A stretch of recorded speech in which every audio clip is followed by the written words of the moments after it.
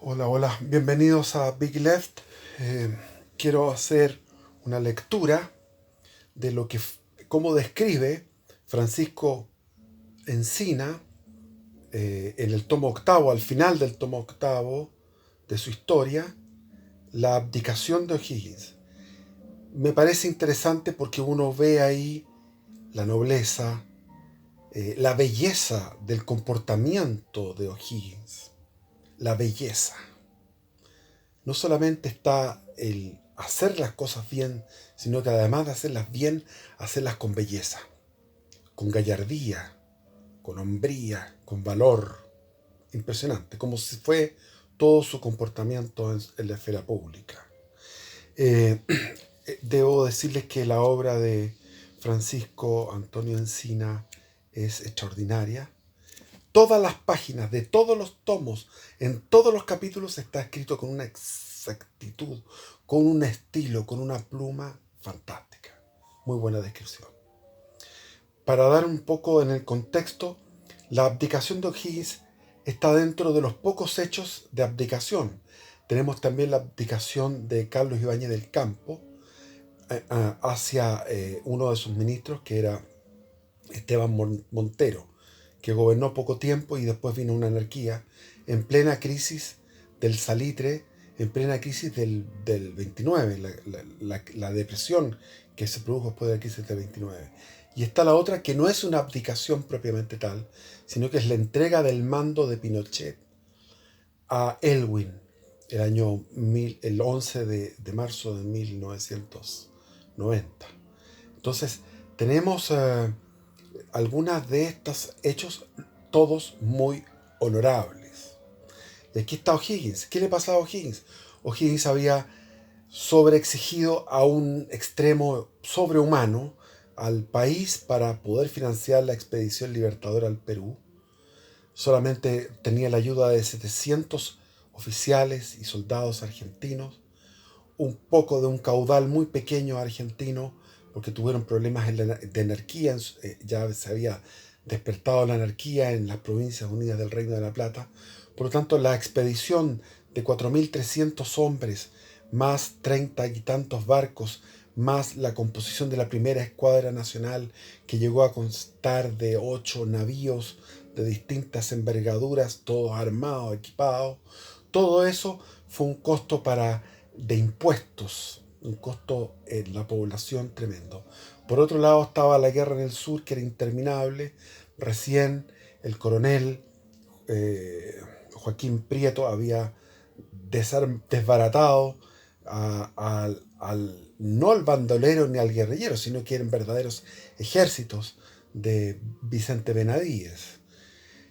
Y Freire, que era el intendente, el encargado de toda la provincia de Concepción, finalmente se rebeló contra O'Higgins porque la hambruna era tremenda, no por culpa de O'Higgins, sino que porque O'Higgins de alguna manera siguió la idea de San Martín de liberar al Perú, y por eso descuidó, no en forma intencional, sino que no le quedaba otra, no había más recursos, el sur. Además nunca se pensó que los realistas iban a ser tan duros de vencer en el sur, en la zona de Concepción y de la Araucanía.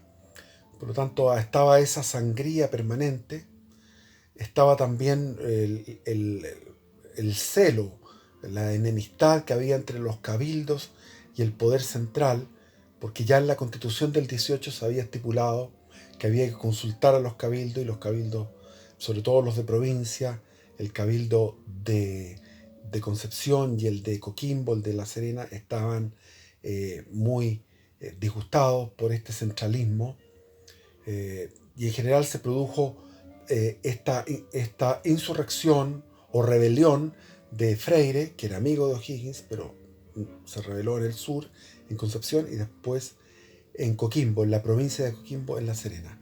Estaban las dos provincias rebeladas, y en el centro, en Santiago, también había una rebelión, y esta rebelión, eh, estamos hablando de 27 de enero de 1823, ya cumpliendo ya 6 años de gobierno, un gobierno que fue un milagro histórico, cómo pudo mantener el orden a pesar de tanta guerrilla, tanto bandolero, tanto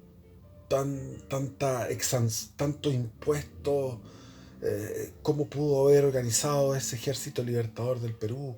Haber hecho una armada fantástica. ¿Cómo lo pudo hacer?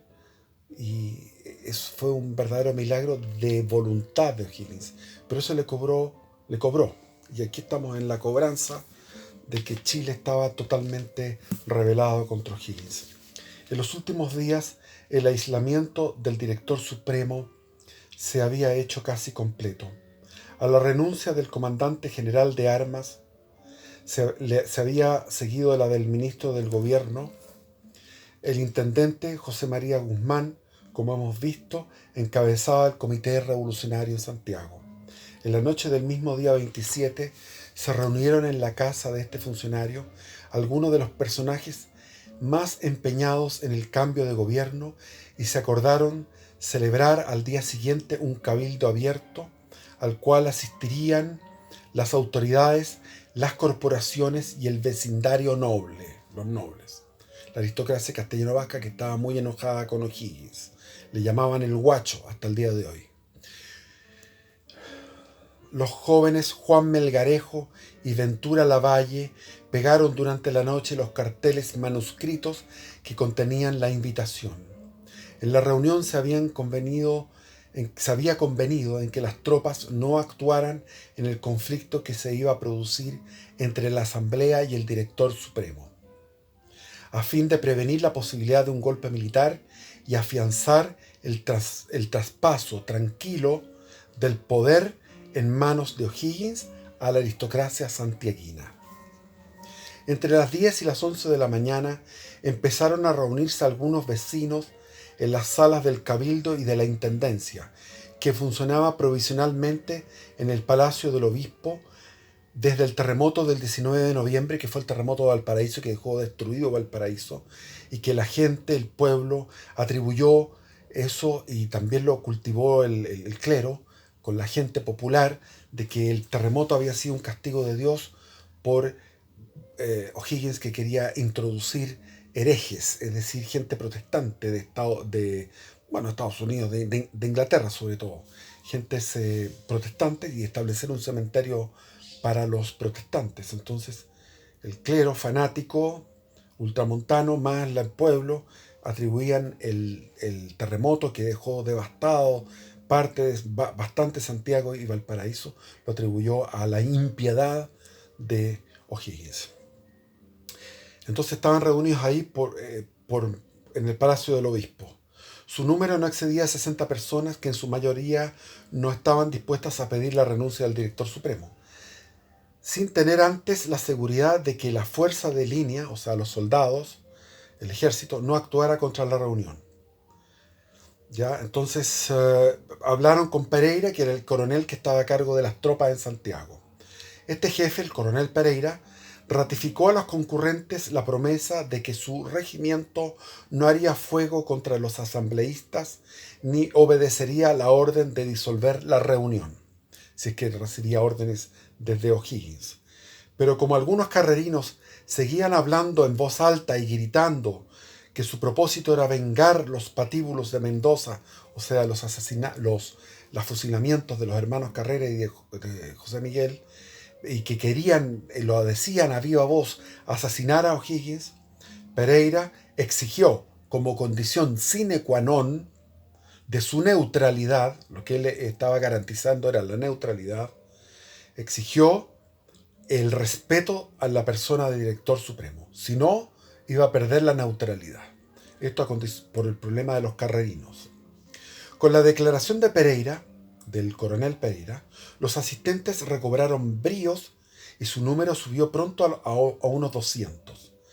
Procedieron a designar una comisión de 6 regidores y 6 vecinos, presidida por el gobernador intendente José María Guzmán, para que pasara al Palacio de Gobierno a pedir respetuosamente a O'Higgins que concurriera a la asamblea a oír las reclamaciones del pueblo. A medida que se difundía la noticia de que las tropas fraternizaban con el cabildo, el número de concurrentes a la asamblea iba aumentando. Como la sala se hiciera estrecha, los dirigentes resolvieron trasladarse al consulado, donde acababa de reunirse el Congreso Constituyente de la Constitución del 22, la convención que estaba fallida.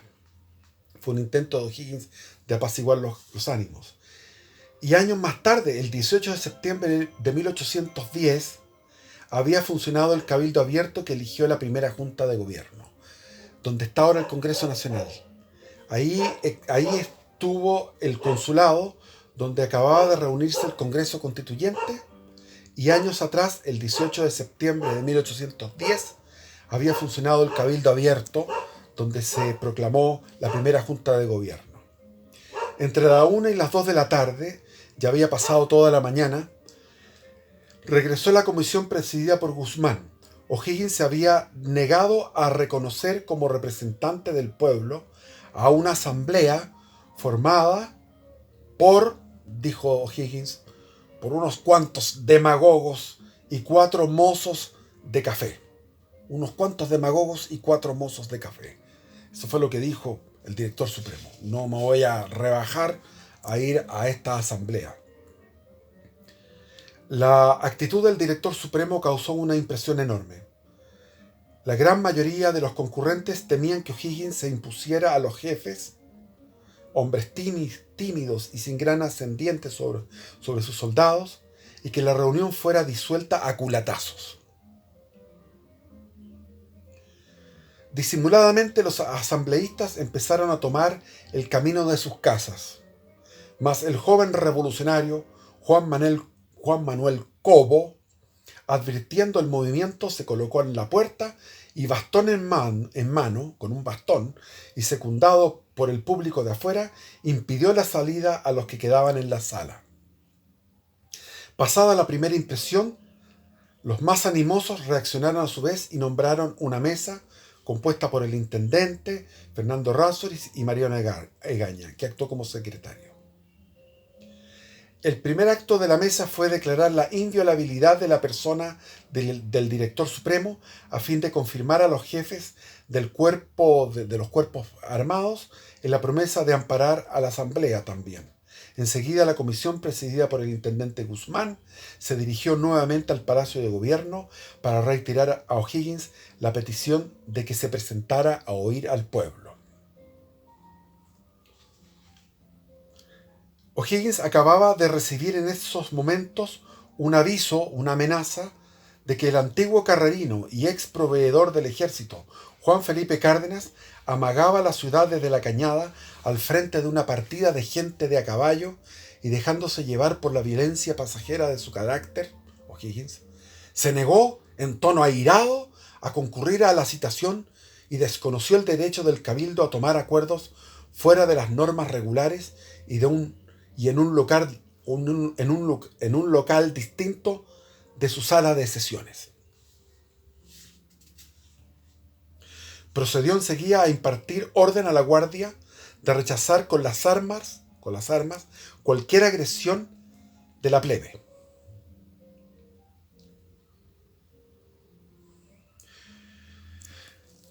Siguen acontecimientos que tengo que resumir. O'Higgins, sin armas y en traje de caza, se dirigió en el acto al escuadrón, que no le obedecía.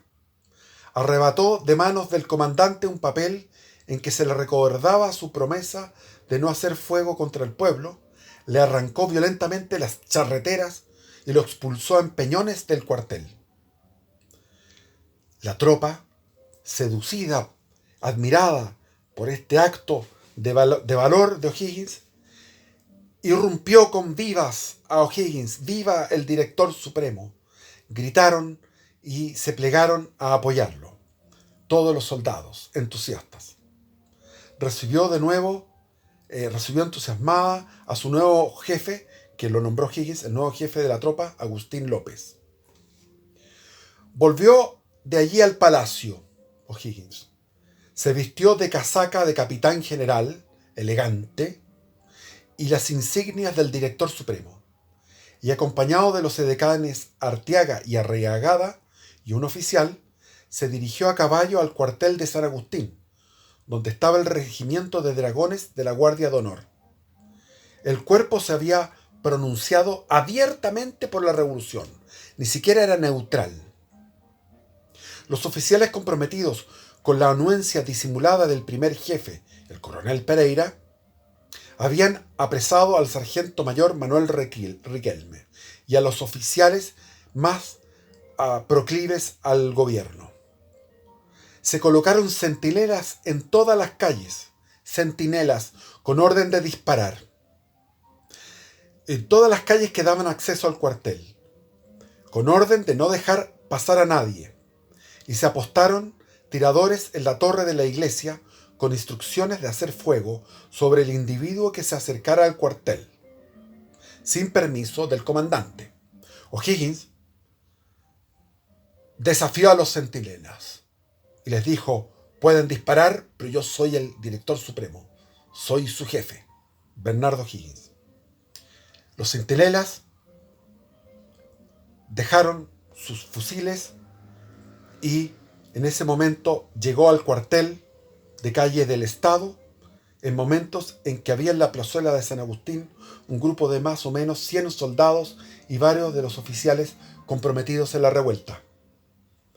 Viéndolos sorprendidos, les increpó su conducta y los separó del mando, confiándolo a los sargentos. Y penetró en el cuartel, seguido de los soldados que estaban en la plazuela. El resto del regimiento, al ver su comportamiento, lo recibió con vivas, viva el general, viva O'Higgins, viva el director supremo. Cada vez más fuertes los gritos. Se siguió una explicación con el coronel Pereira, en la cual este jefe procuró justificar su conducta. Con la cola entre las piernas, trató de justificar su conducta, que O'Higgins aceptó y lo perdonó. Puso en libertad a Riquelme y a los otros oficiales apresados, y dejando en el cuartel al grueso del regimiento, fue a situarse con 2 compañías en el costado poniente de la plaza, llevando a su lado al coronel Pereira, el que quería ser el jefe de la rebelión, a su lado. Eran poco más de las 3 de la tarde. La actitud de la Guardia de Honor y de la escolta, que dominaban sin contrapeso la guarnición de Santiago, aun en caso hipotético de que se contara con la cooperación activa de la artillería, desconcertó nuevamente a los vecinos reunidos en el consulado, cuyo número había crecido bastante, llegando a 600. Muchos de ellos quisieron retirarse, pero los más resueltos no se lo permitieron. Se enviaron sucesivamente 2 nuevas delegaciones a conferenciar con O'Higgins en la plaza, donde estaba al frente de sus soldados, sin alcanzar más éxito que las comisiones anteriores. Fueron rechazadas.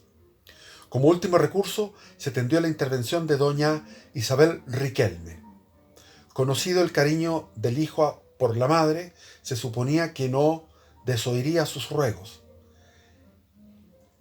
Pero esto fue un fracaso. Dijo Isabel Riquelme, comillas, prefiero ver a mi hijo muerto antes que deshonrado, cierre de comillas. Y acto seguido añadió, abre de comillas, él tiene suficiente juicio y edad para gobernarse, cierre de comillas. Al conocerse esta última respuesta, surgió en la asamblea el propósito de trasladarse el cuartel de artillería, donde los asistentes estarían protegidos por este cuerpo y por los milicianos reunidos en la cañada.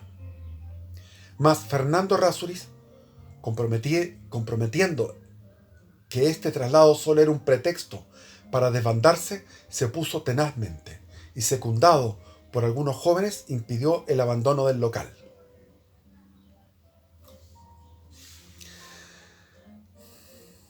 Después siguen los diálogos permanentes. Primero Rodríguez Aldea le escribe una carta a O'Higgins. O'Higgins reflexiona al respecto. Rodríguez Aldea le explica que que él puede mantener el poder, pero no va a ser por mucho tiempo, y que va a venir una guerra civil porque están las dos provincias en contra. Aunque O'Higgins tenga la capital, va a tener que pelear con las provincias. Y O'Higgins no quería una guerra civil. Habían intercedido a San Martín. San Martín venía llegando de su fracasada expedición libertadora al Perú, de ser protector del Perú, y había llegado y estaba en ese momento en Chile, y no quiso interceder en esta situación. Y tanto O'Higgins como San Martín estaban cansados, agotados de todo lo que habían luchado, lo que habían, como habían sudado todos estos años en un estrés total por conseguir la liberación de Chile y de Perú. Después llegó don Luis de la Cruz, que era el intendente de Valparaíso, llegó a hablar con O'Higgins para ablandarlo. Aquí tengo que saltarme. Entonces, en el fondo, la actitud de O'Higgins era tenía un deseo de abdicar en favor de Freire, y no que se generara una junta de gobierno, pues no quería anarquía. No quería que su gobierno terminara en anarquía, lo que sucedió finalmente, a pesar de estar Freire comandando el gobierno, que lo sucedió Freire. El trabajo revolucionario efectuado en los cuerpos de Santiago había irradiado su amor propio, había irritado. Esto estamos hablando de Higgins. El trabajo revolucionario efectuado en los cuerpos de Santiago había irritado su amor propio, reforzando la voluntad de resistir a esta imposición. Pero la recuperación del poder militar, las horas transcurridas y las reflexiones de Cruz y de Rodríguez Aldea modificaron su ánimo. Esto ya había pasado las 12 del día, estábamos a las 3, 4 de la tarde. Mandó que el comandante López se colocara delante del consulado con el escuadrón guías, y dejando formadas en la plaza las dos compañías de la Guardia de Honor, se dirigió a la asamblea acompañado del general Cruz y del coronel Pereira. O sea, rechazó todos los envíos de conversación, pero finalmente se allanó a ir a la asamblea, al consulado. Caminó la cuadra, llegó ahí. La primera impresión de la asamblea fue de alarma. Por un momento creyeron los asistentes que iban a ser disueltos por la fuerza. La actitud del grueso de la concurrencia, que asistía armada, eran todos con pistolas, estaban todos armados, era en esos momentos muy hostil, y muchos vieron que podían perpetrar con O'Higgins un asesinato apenas entrara a la asamblea. El actor argentino Morante, asombrado por el coraje de O'Higgins, exclamó en alta voz: no espero ver más en hombre esto. Atravesó entre medio de los asistentes con paso firme y continente sereno, y fue a tomar asiento en la testera bajo el dosel de la presidencia del Congreso. Saludó con cortesía a la concurrencia, que se había puesto de pie, y manifestó a los presentes el error en que había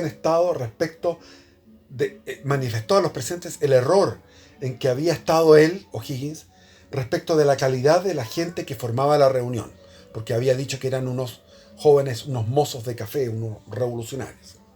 Enseguida, poniéndose de pie, preguntó con voz firme: ¿cuál es el objeto de esta asamblea? El pueblo, señor, le contestó el asesor letrado de la Intendencia de Santiago, Mariano Egaña, estima en todo su valor vuestros importantes servicios y mira en vuestra excelencia al padre de la patria. Pero vista la penosa situación por que ella atraviesa y los peligros de la guerra civil y de la anarquía destructora que la amenazan, os pide respetuosamente que pongáis remedio a estos males, dejando en el acto el cargo que habéis ejercido. Así habló Mariano Egaña.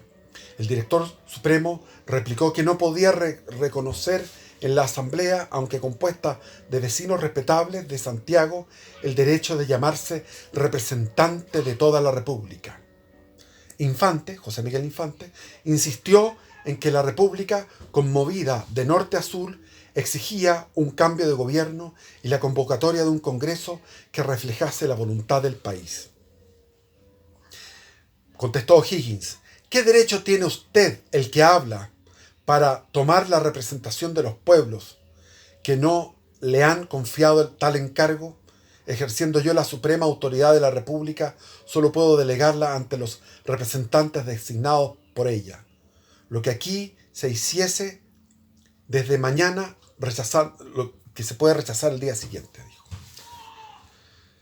Ay, las palabras del director supremo hicieron profunda impresión y por un instante todos callaron. Siguió la discusión y O'Higgins dijo: vino acá. Las palabras... no me alcanza el tiempo, qué pena. Pero Fernando Errázuriz, tomando la palabra, replicó con energía: Concepción y Coquimbo quieren lo que quiere la capital. Su voluntad es conocida puesto que están con las armas en la mano. Vuestra Excelencia, al renunciar, deja el mando en manos de la nación. El doctor Bernardo Vera y Pintado empezó a recorrer la sala repitiendo a media voz: la Cesarina, la Cesarina, la Cesarina, que era una alusión al asesinato de Julio César en el Senado de Roma. O sea, estaba llamando a que lo mataran. El director supremo, que se apercibió de la incitación, dijo con imperio, habló con imperio y todos callaron, que impuso a todos los tumultuosos. Los tumultuosos se callaron. Dijo: no me atemorizan ni los gritos sediciosos ni las amenazas. Desprecio hoy la muerte como la he despreciado en los campos de batalla. No puedo ni debo seguir la discusión iniciada en la forma que se ha iniciado. Si queréis discutir seriamente la situación del país, buscad el remedio que conviene adoptar. Designad algunos individuos respetables con quienes pueda seguir tratando tan graves asuntos. La Asamblea aceptó esto y nombró a distintos personeros importantes, una lista de personeros, para que conversaran con O'Higgins. Siguió la larga discusión. O'Higgins finalmente... Tengo que saltarme páginas porque estoy con... Puta madre, si el tiempo... Concluida la lectura del acta, el director supremo tomó el juramento a los 3 miembros de la Junta e hizo entrega del mando con estas palabras: si no me ha sido dado dejar consolidadas las nuevas instituciones de la República, tengo al menos la satisfacción de dejarla libre e independiente, respetada en el exterior y cubierta de gloria por sus armas victoriosas. Doy gracias a Dios por los favores que me ha dispensado a mi gobierno y le pido que proteja a los que vayan a sucederme. Se quitó la banda que llevaba al pecho y la depositó sobre la mesa. Ahora, añadió, soy un simple ciudadano. En el curso de mi gobierno, que he ejercido con una grande amplitud de autoridad, he podido cometer faltas. Creo, pero creedme, que ellas habrán sido el resultado de las difíciles circunstancias en que me tocó gobernar y no del desahogo de las malas pasiones. Es cierto, muy difíciles circunstancias. El gobierno de O'Higgins fue infinito de circunstancias, de adversidades. Estoy dispuesto a contestar a todas las acusaciones que se me hagan. Y si estas faltas han causado desgracias que no pueden purgarse más que con mi sangre, tomad de mí la venganza que queráis. Ya había abdicado, ya era un ciudadano normal, ya soy un ciudadano, dijo. Y pescó su chaqueta y arrancó con fuerza. Sacó todos los botones y mostró el pecho peludo. Aquí está mi pecho. Y abrió violentamente su casaca, haciendo saltar algunos botones para presentarlo desnudo a sus acusadores. O'Higgins era un gran orador, y su arenga había tocado las fibras más nobles del alma chilena. Todos gritaron: «Nada tenemos que pedir contra usted, general O'Higgins», replicó la multitud de 600 personas, congregada, conmovida, y reaccionando de su emoción, lanzó un estruendoso «¡Viva O'Higgins! ¡Viva O'Higgins! ¡Viva O'Higgins!». Bien sabía, continuó el ex mandatario, recién entregado el mando, que con justicia no se me podía acusar de faltas intencionales cometidas en mi gobierno. No obstante, este testimonio me alivia del peso de las que hubiera cometido sin conocerlo. Se volvió hacia los miembros de la Junta y tomando su sombrero les dijo: mi presencia ha cesado de ser necesaria aquí. Se produjo espontáneamente en la tropa y en el pueblo una viva reacción a favor de O'Higgins. Todos los que se habían rebelado gritaban, «O'Higgins, O'Higgins, viva el director supremo». Salió a la calle y caminó hacia la plaza, acompañado por la multitud, ovacionándolo. La casi totalidad de los asistentes a la asamblea, descontados los carrerinos, lo acompañaron hasta el Palacio de Gobierno, vivándolo estrendosamente. En esta actitud, al temor de que las tropas motu propio restablecieran al exdirector, se unía el alborozo producido por la feliz solución del conflicto, después de tantas horas de angustiosa incertidumbre. La guerra civil, con su cortejo de sacrificios y de miseria, estaba conjurada. Los ilusos tocaban ya con la mano la era de bienestar y de prosperidad que constituía la más poderosa fuerza espiritual positiva del programa de gobierno. El entusiasmo colectivo eclipsó momentáneamente el espectro de la dictadura militar que horas antes Egaña, Errázuriz, Guzmán, Infante y toda la aristocracia veían conjurarse en las playas de la antigua Penco. Pensaban que venía la dictadura de Freire, que Freire jamás fue dictador, ni O'Higgins tampoco.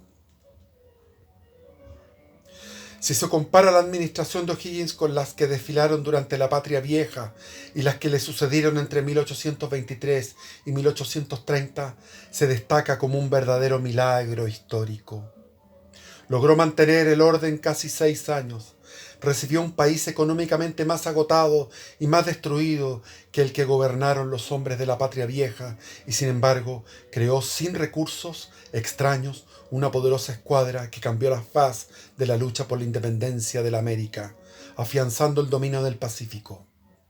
Un pueblo que bajo el mando de sus predecesores había sido incapaz de libertarse a sí mismo,